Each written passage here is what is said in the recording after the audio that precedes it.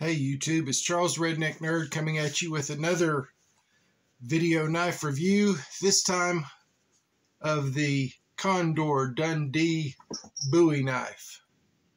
Now this is a knife, when I bought it, when I saw it, I thought, man, I'm going to love that. And I really wanted to. But there are some problems that I still haven't fixed yet, and I'm trying to figure out how I can fix the problems. That's one of the cats playing with the tripod. Yeah, that works well. Now, the Dundee Bowie has an 11-inch blade length of 1075 high carbon steel. It has a 6.56-inch handle, polypropylene. And this is where the problems really come in. It is very rounded.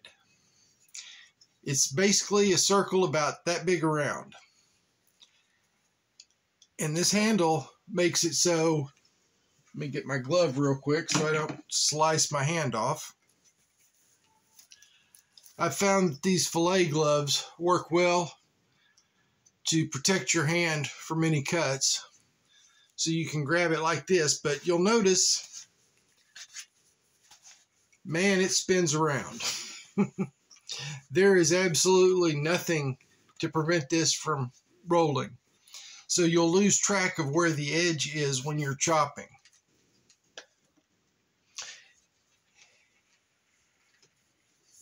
It has a very low hollow grind on it. Does have a fuller. It has this area where you can, basically a sharpening tool, where you can kind of grip up to do fine work, but the edges here are very sharp, 90 degree, far sharper even than the spine is. So it's not comfortable unless you're wearing gloves for any protracted use. The size of the handle and it being round means if you're chopping with it, you can only chop and do stuff for about 20 to 30 minutes before you start getting a lot of hand fatigue. And it just makes it where your muscles are sore in your hand and wrist after use, I've found. Chopping back or choking back like this to the base, where you basically just got two fingers on the handle, you get a really secure grip. And for some reason, this is the grip where the knife really doesn't rotate. So you know exactly, you have perfect edge alignment on every cut. And it works really well, and you get a ton of leverage, and you can chop unbelievably. Almost like an axe at times. But in every other position, you're going to get hand fatigue simply because of how big around this is, how round it is also. You don't really have anything to index your hand on. Now, I've tried using a Dremel multi-tool and a sanding drum to try and sand this down to make it a little bit more rectangular, and that's not working real well. The polypropylene, when you do that, basically melts. You'll also need to throw on a pair of full safety goggles with side and top and bottom protection in front of your eyes, because the sanding drum will then start throwing those little melted fragments off that can get in your eyes. And I came close the first time, not thinking about it, thinking my regular glasses, since they're impact resistant, would be plenty to protect me. I had a piece come over and land right about here. And if it hadn't gotten caught on an eyelash, it would have been in my eye, and I'd have been in the hospital, getting my eyes flushed and possibly having damaged an eye. So you'll want to wear any safety goggles when you're working on something like this with the polypropylene, because it's going to melt. Then those fragments are going to bunch up. Those melted pieces are going to bunch up and then be thrown off in your face. Like all Condors, it comes with a leather sheath. And it does have a little rotating dangler style thing on the back of it. And when you first get the Condor leather sheaths, for some reason, they are extremely hard to get the knife in and out of.